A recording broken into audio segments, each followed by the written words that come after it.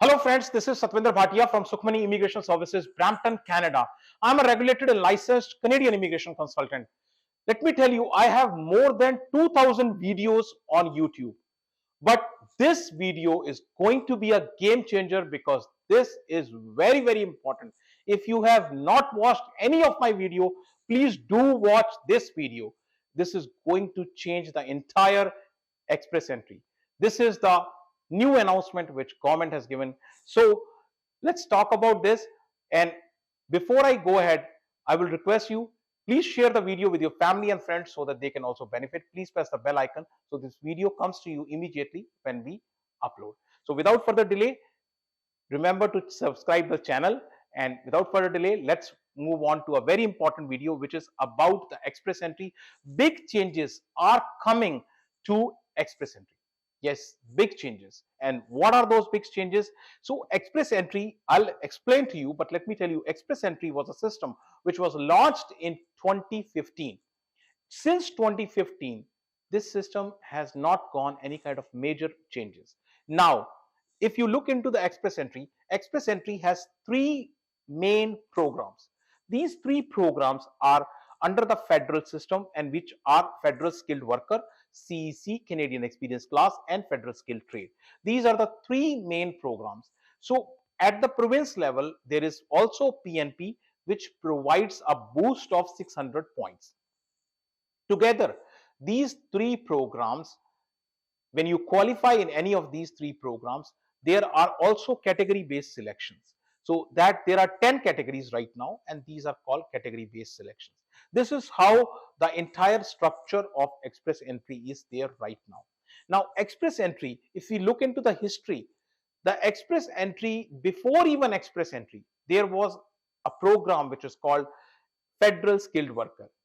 This is the same program which in under which I came. So this is like an age old program, 23 years, 22 years, I don't know, maybe more than that. But this is usually called point based system. So this was the system which were existing. I don't know since how long this is there, but pretty long, right? More than 2 decades. So this is more than 2 decades. Now CEC was introduced in September 2008. Then federal skilled trade was introduced in January 2030. So this is how the three systems came into existence. And then government designed a collective system in 2015 which was called express entry. So these three programs become part of those express entry. Then later, I want to remind you that later in May of 2023, so category based system was launched. At that time, 6 categories. Later on, the categories increased. Today, we have 10 categories. Now, PNP, province level nomination system, PNP was introduced in 2015, wherein you can get 600 points, and it was introduced with the express entry in 2015. Now, this is kind of a history.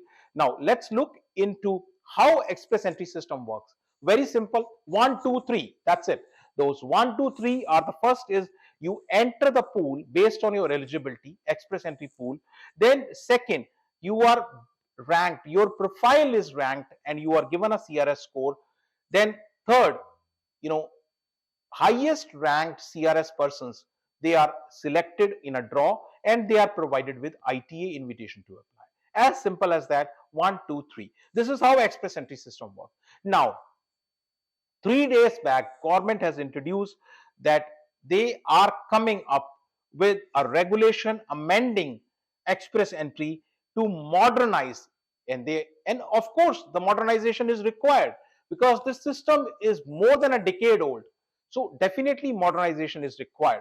The modernization of the system, which includes these three: federal skilled worker, Canadian experience class, federal skilled trade. Now, if you look into the why government is doing because of the labor shortages, because of the targeted skills they need to design a system which is fair and better, and for doing faster processing to invite quality candidates. So these are few reasons, not just one, two, but there are many reasons for doing this. Of course, the system itself is old. Now, what are the proposed changes? The word is proposed. These changes are not going to happen tomorrow. We'll talk about the timeline, but proposed changes. What are the proposed changes? Now, here, first of all, the government is telling that they are going to introduce a federal high skilled immigration class. Federal high skilled immigration class, and they are going to repeal. Repeal is to take off, to take out those three categories, those three programs: federal skilled worker, Canadian experience class, and federal skilled program. All these three programs most likely will be taken away, and the new program, so this structure is to merge these three programs into one and create a unified federal high skilled program. So that is the proposal. Now, the changes which are proposed, first of all, the language requirement. So when we talk about the language requirement, three programs have different language requirements. For federal skilled worker, you need to have minimum CLB 7. For CEC, you need to have 5 or 7 depending upon which tier code you belong to. Your occupation belongs to which tier code. So either 5 or 7. And federal skilled trade, so it has a CLB of 4 or 5 depending upon listening, reading, writing, which ability we are talking about. Now, what is proposed? Proposed is CLB 6 for all categories.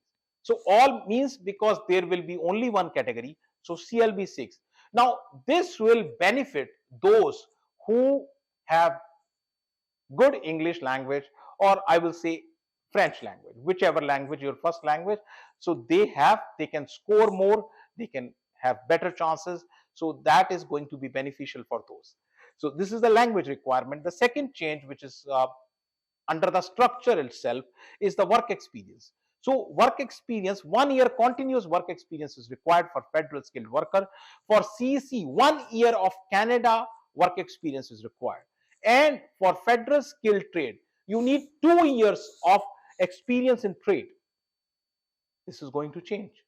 Now, the change is, first of all, the word continuous. For federal skilled worker, it was continuous, whereas for CEC, it was not continuous. But for federal skilled worker, continuous was there. So you continue with one same knock code, you cannot break. So here, 1 year of cumulative, the word is cumulative, experience in tier 0, 1, 2, or 3, and in the last 3 years. So this will be another big change which will be coming. Now, under the structure itself, there are, for somebody who wants to apply under federal skilled worker, let me tell you, federal skilled worker draws, I don't recall, for last 3 years I have not seen any single draw under the federal skilled worker. The problem here is that there were two gates, gate number 1, gate number 2. The first gate was that where you need to score minimum 67 points. Now that 67 point grid system is taken away, it will be eliminated. So that's another important proposed change. Also, under the proposed changes, job offer. So job offer for federal skilled worker, you get additional points under the adaptability points. For CEC, doesn't matter. For federal skilled trade, so job offer was required, or you need to have certificate of qualification, COQ. So now the change which is proposed is not minimum eligibility requirement. So it is not anymore minimum eligibility requirement. So without even job offer, yes, you can enter the pool. So that is great. Now another change which is proposed is education. For education, if you are applying under federal skilled worker, you need to have minimum grade 12 or higher. So I'm not talking about the points, I'm talking about eligibility. So here, to be eligible to apply, if you do not have that, you cannot apply. So for federal skilled worker, Canadian high school requirement is minimum grade 12, but that is now not there for this one in the CEC. In the CEC section, that requirement is not there. Again, not talking about the points for the requirement. And that requirement is also not there in the federal skilled trade. So to create a unified system, what they are telling is, and let me tell you my entire presentation, I want to give the due credit to Mr. Andrew Karjaval. So uh, that is coming from that, because the consultations are being done with the Canadian Bar Association, and that information is provided by Andrew Karjaval. So Canadian high school diploma or equivalent is required uh, and is mandatory for this particular category. That is in the education section. So now, so these are the structural changes. Now, of course, there will be recalibration of the CRS itself, how the points are calculated, how the points are counted. So those also will be recalibrated. So certain points there will be no changes. First of all, age. Age. So again, you are 29 plus, you start losing points. So that probably will remain as it is. No more changes are there. So age, we don't expect any changes. Education, we don't expect any changes. You are masters, you get higher points. You are PhD, you get even more points. You are bachelor, you get less points. So those things will remain as it is. First language, mostly people have English as their first language. So if you have English as a first language, you will get the points, same points which are currently there. And second language, if you have French as a second language, then you can get additional points. So that also no changes expected. Now, where are the changes expected? So changes are expected first of all in the job offer category. So you remember that earlier, if you have LMIA based job offer, you can get 50 points or 200 points. So 50 or 200, 200 for those who are in tier 0. So these points were removed because of lots of LMIA fraud. So these points were removed in March 2025. What government is planning is to reintroduce these points for high wage occupation. So high wage occupations like doctors, like CEOs of the company, like vice president of the company, for those the chances are it will be reintroduced. What shape, structure it will be, I don't know. But I hope this will be coming in. And this is what I have gone through as from the presentation from Mr. Andrew. So again, the changes proposed, PNP, as I've already mentioned, that PNP, there is a provincial component. And if you get a province nomination, you get 600 points. Those 600 points, the chances are either it will be removed or modified. So it will be tough for people who are thinking that they will get a PNP nomination and then they'll get a PR. If they have a low CRS score, it will be tough for them. So that is another change which is proposed. Now, another change which is Canadian work experience. So earlier you get up to 80 points. One first year 40 points, second year 53, 64, goes on up till 80, right?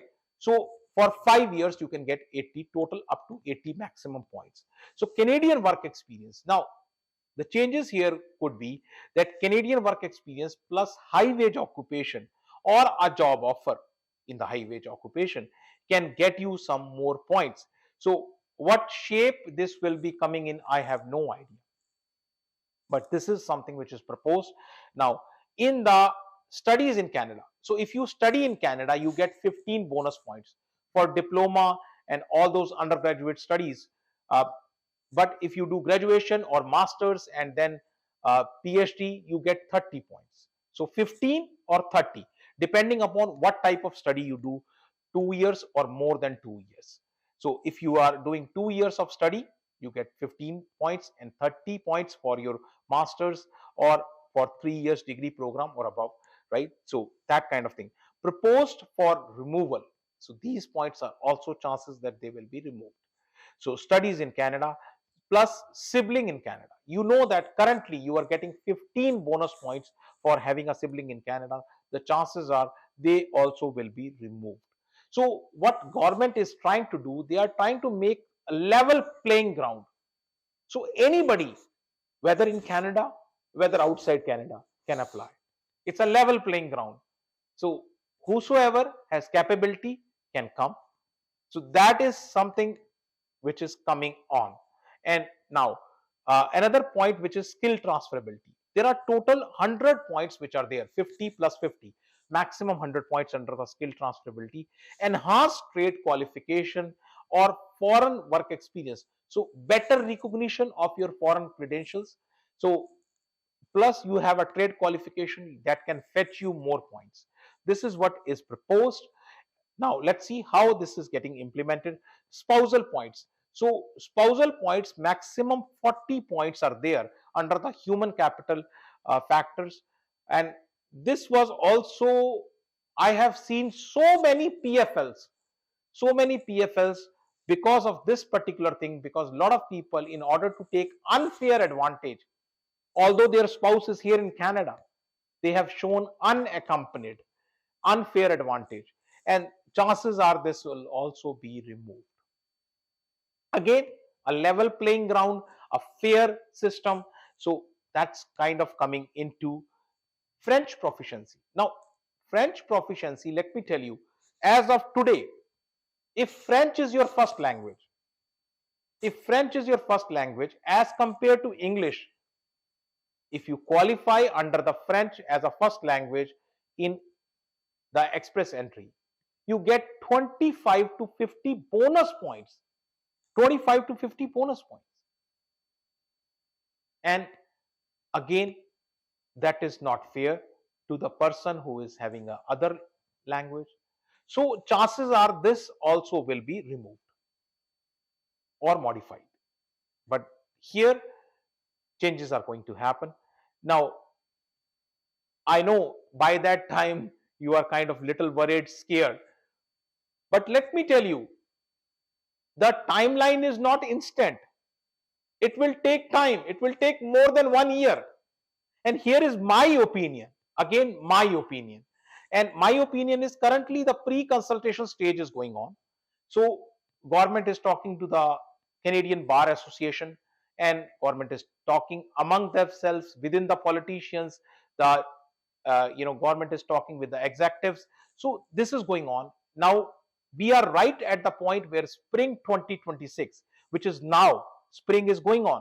So consultations, public consultations are there, and this is going to be the business, with the people, with the politicians, with city level, with the province level, whatnot. You can also participate in this consultations. You can share your viewpoint.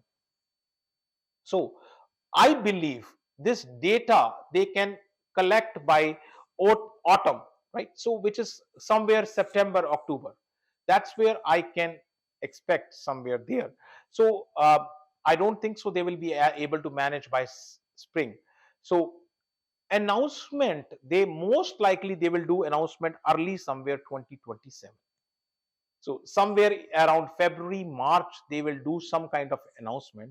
But to implement this, and I am from an IT background, so I can tell you, implementing this is not going to be easy. You need to totally redesign the IT system. Testing, which takes a lot of time. So to design that system, I don't think so this will be done before June, July next year. But a month or two here or there could be possible. But let's see what happens. This is my viewpoint. It will not be implemented before June, July next year. That's what I am hoping for. And of course, I always say there is nothing like tomorrow. If you qualify today, please put your file in express entry. If you can't do it, come here, we will help you to get it done. But please put your file in express entry so you can get your chance today. And of course, if you need to discuss your case with us, more than welcome. You can book an appointment. Appointment you can do over the phone, or you can do on the Zoom call, or if you wish to come to my office, address, email ID, phone number, everything is right here. Very important. If still you have not subscribed to the channel, please do so. It will take you just a quick 1 minute. Thank you very much for watching the video. Thanks.